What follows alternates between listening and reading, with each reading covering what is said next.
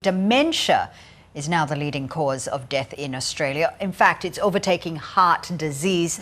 This data is coming from the Australian Bureau of Statistics. And the figures show that the number of deaths caused by dementia has actually risen by 39% over the past decade.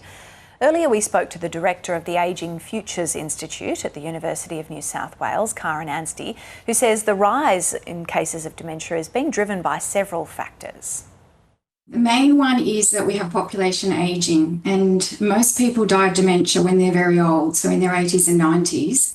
But there's a couple of other contributing factors. One is that we're seeing a reduction in deaths from heart disease, and another one is that there has been a change in the way deaths are recorded on death certificates. So we're getting more accurate data now about the actual number of people who are dying with dementia. And we're also seeing with people living longer that they have more conditions they're managing, including dementia. It can be a complex number of factors.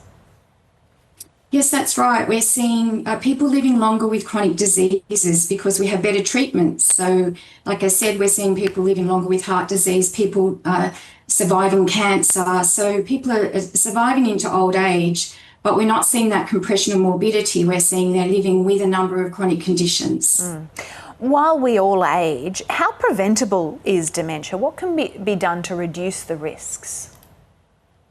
Well, there's quite a lot that we can do to reduce the risk. So, there are genetic causes of dementia, but we also know that about 45 to 50% of dementia cases can be attributed to modifiable risk factors. And they include things like low education, cardiovascular risk factors, particularly in middle age, like high cholesterol, high blood pressure, obesity, smoking, depression, very heavy alcohol use. In later life, we see risk factors like social isolation, air pollution. So there's quite a lot that can be done to reduce your risk of dementia. And this can be scaled up to the population level. So we feel that if there were major prevention programs, we could see a reduction in incident dementia. And on that note, what does this data tell us about the priorities in terms of where to invest the money? Well, that's a great question. There's a number of areas that need urgent investment. We need investment in dementia care. We need things like care navigators with the new aged care reforms. We need to see support for people living with dementia. We need investment in health services, particularly with new drugs coming online. We need the infrastructure for those.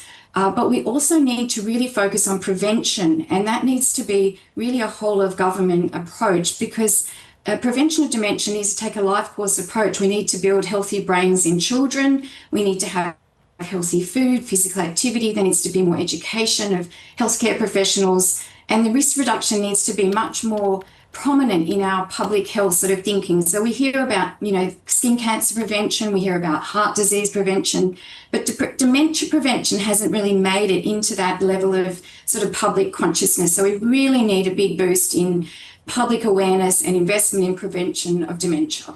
And is there still a great lack of awareness around dementia and even a stigma, and how much does that contribute to the fact that there isn't this investment that's needed in dementia prevention?